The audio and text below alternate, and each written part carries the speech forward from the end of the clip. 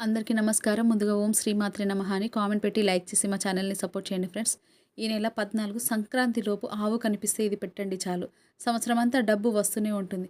పేదరికం పోతుంది. మీరు గొప్ప ధనవంతులుగా మారిపోతారు. మన హిందూ సాంప్రదాయంలో సంక్రాంతి పండుగకు ఎంతో విశిష్టత ఉంది. సూర్యుడు మకర రాశిలోనికి ప్రవేశించే ఈ సమయం అత్యంత పవిత్రమైనదిగా పరిగణించబడుతుంది. ఈ పండుగ రోజుల్లో చేసే దాన ధర్మాలు, పూజలు విశేషమైన ఫలితాలను ఇస్తాయని పురాణాలు చెబుతున్నాయి. అయితే ఇంతటి పవిత్రమైన సంక్రాంతి రోజు లేదా సంక్రాంతి లోపు మీకు గనక గోమాత కనిపిస్తే, అంటే ఆవు కనిపిస్తే ఇలా చేయండి చాలు, మీ దశ మారిపోతుంది. కోరినంత ఐశ్వర్యం వస్తుందని శాస్త్రాలు చెబుతున్నాయి. ఎందుకంటే ఆవు అంటే నడిచే దేవాలయం, సాక్షాత్తు లక్ష్మీదేవి స్వరూపం. మన పురాణాలు ఏం చెప్తున్నాయంటే సృష్టిలో ఉన్న సమస్త దేవతలు, తీర్థాలు, పుణ్యక్షేత్రాలు అని కూడా గోమాత శరీరంలోనే కొలువై ఉన్నాయని. సంక్రాంతి రోజు మనం దైవ దర్శనం కోసం గుడికి వెళ్తాం కదా, కానీ మీ ఇంటి ముందుకు వచ్చిన ఆవుకు నమస్కారం చేసుకుంటే చాలు, దేవుడిని దర్శించుకున్నంత పుణ్యం వస్తుంది. ఎందుకంటే గోమాతలో ముక్కోటి దేవతలు ఉన్నారు కాబట్టి ఆవును పూజిస్తే ముక్కోటి దేవతలను పూజించినట్లే.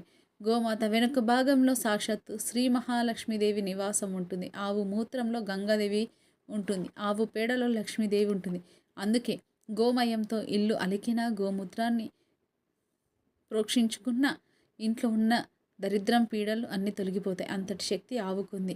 మనం ఎన్ని యజ్ఞాలు చేసినా, ఎన్ని యాగాలు చేసినా దాని ఫలితం కేవలం ఆవుకు గుప్పెడు గ్రాసం పెట్టడం వల్ల వస్తుంది. ఎవరైతే ఉదయాన్నే లేచి గోమాత ముఖాన్ని చూస్తారో వారికి ఆ రోజు మొత్తం శుభాలే జరుగుతాయి.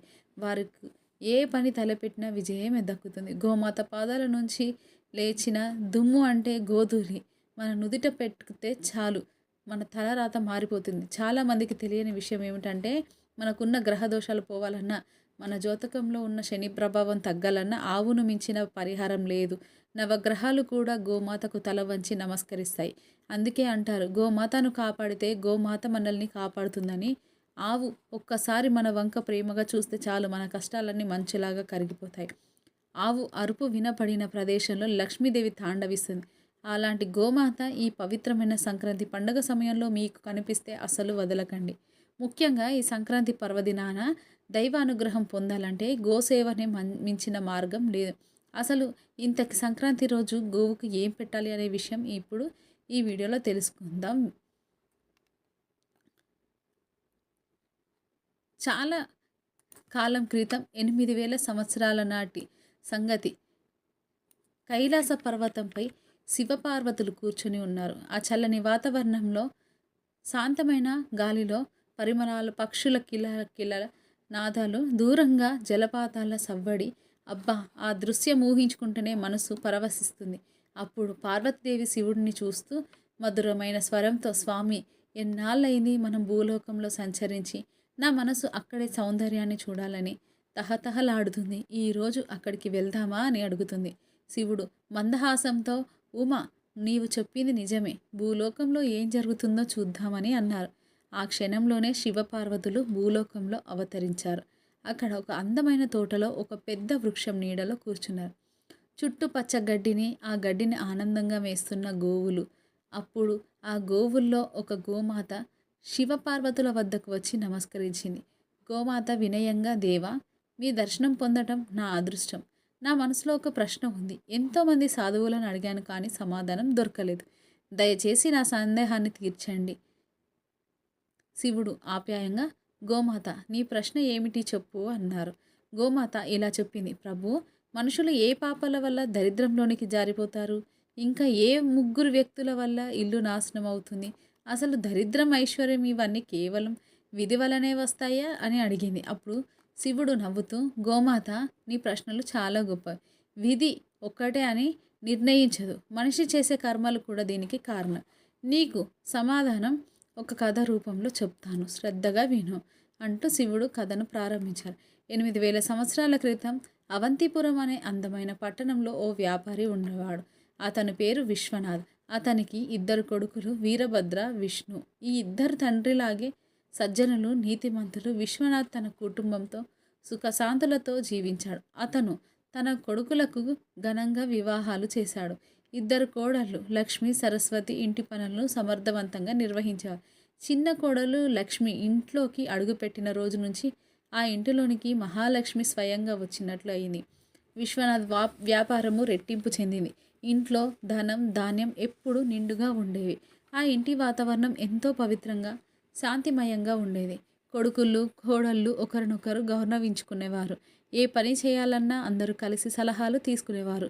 విశ్వనాథ్ వ్యాపారం రోజు రోజుకి అభివృద్ధి చెందుతుంది. ఒకరోజు విశ్వనాథ్ తన కొడుకులను కోడలను పిలిచి, కుమారులారా, నా వయసు పైపడింది. ఇక నాకు వ్యాపారం నడపడం కష్టంగా ఉంది. ఈ బాధ్యతను మీరు తీసుకోండి అని అన్నాడు.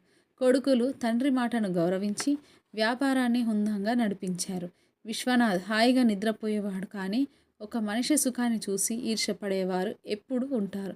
అవంతిపురంలోని కొందరు విశ్వనాథ్ ఐశ్వర్యానికి చూసి కుళ్ళుకునేవారు. ఈ విశ్వనాథ్ ఎంత సుఖంగా ఉన్నాడు అని, అతని వ్యాపారం రోజు రోజుకు పెరుగుతుంది, ఇంట్లో ఏ గొడవలు లేదు అని అనుకునేవారు. ఈర్ష్య వారి మనసులోనే విషబీజాలను నాటింది. శివుడు గోమాతతో అన్నారు, గోమాత చెరువులో పెద్ద చేప చిన్న చేపలను చూసి వాటిని మింగేయాలని చూస్తుంది. అలాగే మనిషి కూడా ఇతరుల పురోగతిని చూసి వాటిని నాశనం చేయాలని ప్రయత్నిస్తాడు. ఒక జ్ఞాని చెప్పినట్లుగా మనిషి తన దుఃఖంలో ఉన్నప్పుడు అంతగా బాధపడడు, కానీ ఇతరుల సుఖాన్ని చూసి చాలా కుళ్ళుకుంటాడు. ఈర్షతో పట్టణంలోని కొందరు విశ్వనాథ్ కుటుంబంపై కుట్రలు పన్నారు. వారు విశ్వనాథ్ కుల గురువైన ధర్మశాస్త్రి వద్దకు వెళ్ళి, గురువుగారు, మీరు ఇక్కడ కష్టజీవనం గడుపుతూ ఉన్నారు, కానీ ఆ విశ్వనాథ్ ఐశ్వర్యంతో జీవిస్తున్నాడు. అతని కోడళ్ళు రుచికరమైన భోజనం వండుతున్నారు. అతను సుఖంగా ఉన్నాడు. మిమ్మల్ని ఎప్పుడైనా గౌరవంగా ఆహ్వానించాడా అని అన్నారు. ధర్మశాస్త్రి మనసు కొంచెం కలత చెందింది. నిజమే, విశ్వనాథ్ చాలా కాలంగా నన్ను ఆహ్వానించలేదు. అతను సుఖంగా ఉంటే నా జీవనం ఇలా ఎందుకు కష్టంగా ఉంది అని ఆలోచించాడు. ఆ పట్టణస్థులు మరింత రెచ్చగొట్టారు. గురువుగారు, మీరు ఏదైనా చెయ్యాలి. విశ్వనాథ్ ఇంట్లో కొంచెం అశాంతి వస్తే అతను మిమ్మల్ని పూజల కోసం పిలుస్తాడు. అప్పుడు మీకు డబ్బు లభిస్తుంది అని అన్నారు. ఆ మాటలు ధర్మశాస్త్రి మనసులో గూడు కట్టుకున్నాయి.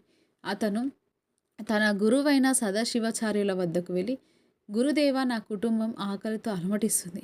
విశ్వనాథ్ ఇంట్లో సమస్యలు లేకపోతే అతను నన్ను పూజలకు ఎలా పిలుస్తాడు?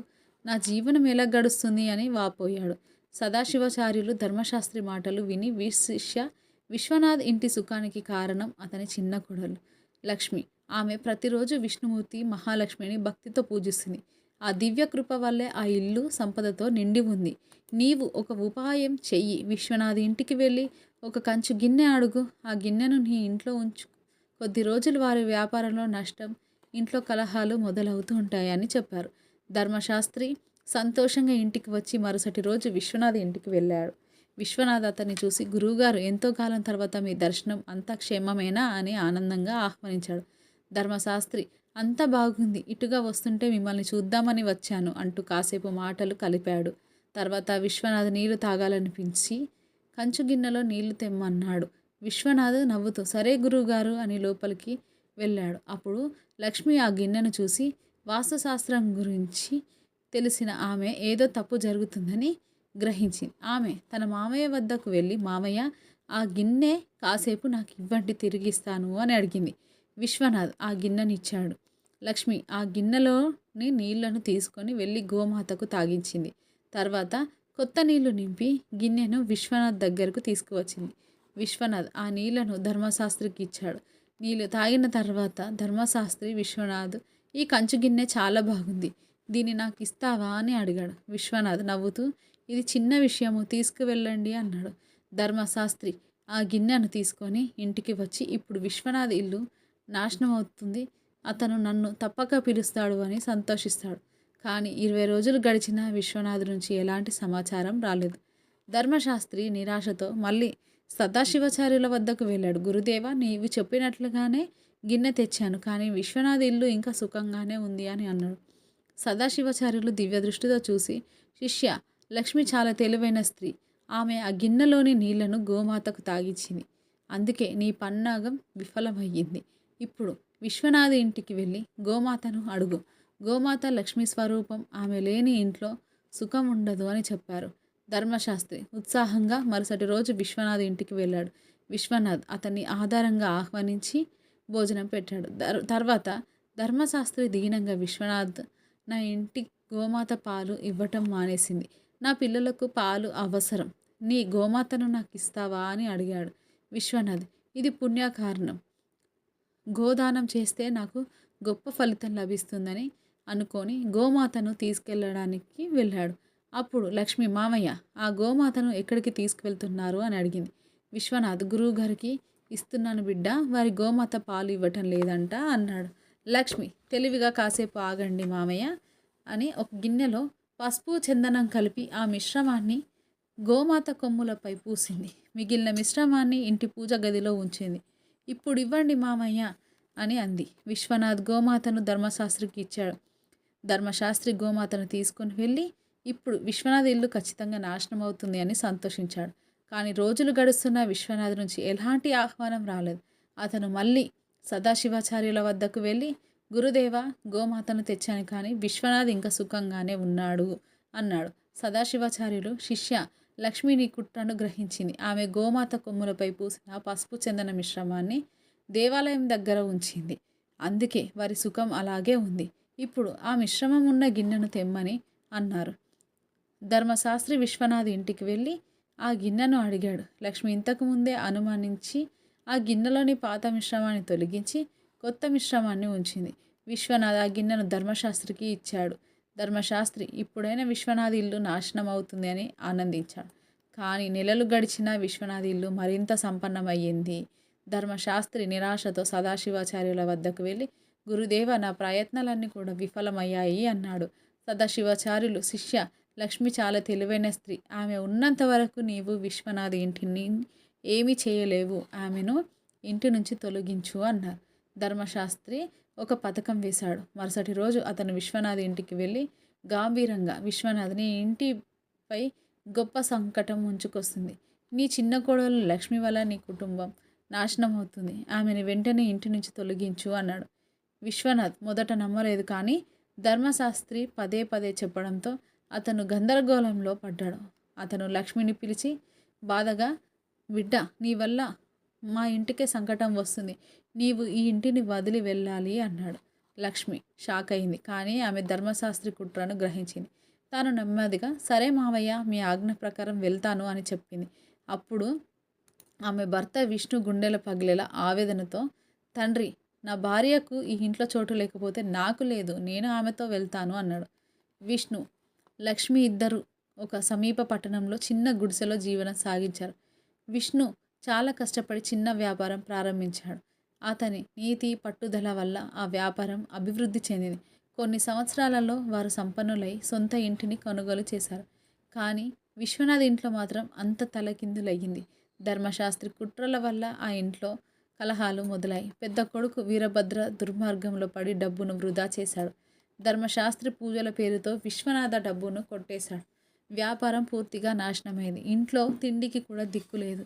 పట్టణస్థులు విశ్వనాథ్ దుస్థితిని చూసి ఎగతాళి చేసేవారు. విశ్వనాథ్ ఆత్మహత్య చేసుకోవాలని నది వైపు వెళ్ళాడు. దారిలో ఒక తేజస్వి సాధువు కనిపించాడు. అతని ముఖంపై దివ్యకాంతి, నుదుటిపై చందన తిలకం, పొడవైన జడలు. విశ్వనాథ్ అతనికి నమస్కరించాడు. సాధువు, విశ్వనాథ్, నీవు ఎంతకు ఇంతగా బాధగా ఉన్నావు అని అడిగాడు.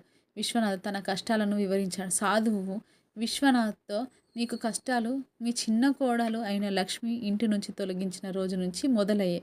ఆమె సాక్షాత్తు లక్ష్మీ స్వరూపం. ఆమె భక్తి పూజల వల్ల నీ ఇల్లు సంపదతో నిండి ఉండేది అన్నాడు. విశ్వనాథ్ తన తప్పును గ్రహించి వెంటనే పట్టణంలో ఉన్న విష్ణువు ఇంటికి వెళ్ళాడు. లక్ష్మి ముందు చేతులు జోడించి, బిడ్డ, నన్ను క్షమించు. ధర్మశాస్త్రి మాటలు నమ్మి నిన్ను ఇంటి నుంచి వెళ్ళమన్నాను. నీవు మా ఇంటి లక్ష్మివి. నీవున్నంతకాలం మా ఇల్లు సుఖ సంతోషాలతో ఉంది అని కన్నీళ్లతో అన్నాడు.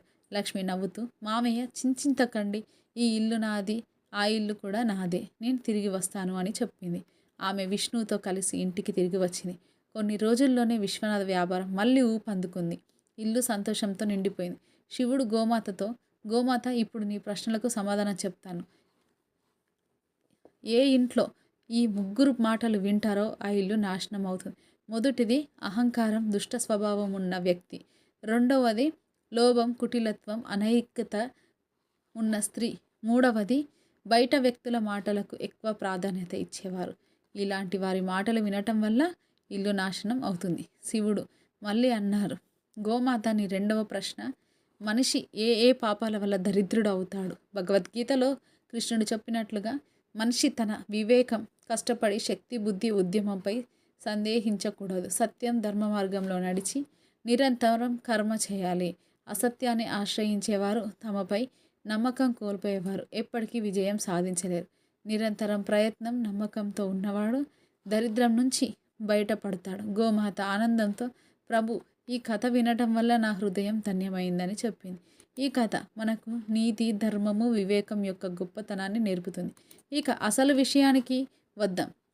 సంక్రాంతి లోపు లేదా సంక్రాంతి రోజున మీకు ఆవు కనిపిస్తే ఇలా చేయండి చాలు. మీ ఆర్థిక కష్టాలు పోయి తరగని ఆస్తిపాస్తులు మీ సొంతం అవుతాయని పెద్దలు చెబుతున్నారు. మరి సంక్రాంతి పండుగ వచ్చిందంటే ప్రతి ఇంట్లో పిండి వంటలు సందడి మొదలవుతుంది. ఆ రోజున దాదాపు అందరూ గారెలు లేదా మినపప్పుతో చేసిన వంటకాలను ఇష్టంగా చేసుకుంటూ ఉంటారు. గారెలు చేయాలంటే ముందుగా మినపప్పు నానబెట్టడం సహజం. సహజ సిద్ధమైన మినపప్పు నల్లటి పొట్టుతో కూడి ఉంటుంది. దీనిని నానబెట్టి కడిగినప్పుడు ఆ పొట్టు వేరు పడుతుంది. సాధారణంగా చాలామంది ఈ పొట్టును అనవసరమని పారేస్తూ ఉంటారు. కానీ ఈసారి అలా చేయకండి. ఈ పరిహారం కోసం మీరు చేయవలసింది ఏమిటంటే ఆ పొట్టును ఆవుకు పెట్టండి లేదా నల్ల మినుములను సేకరించి వాటిని ముందుకు బాగా నానబెట్టాలి.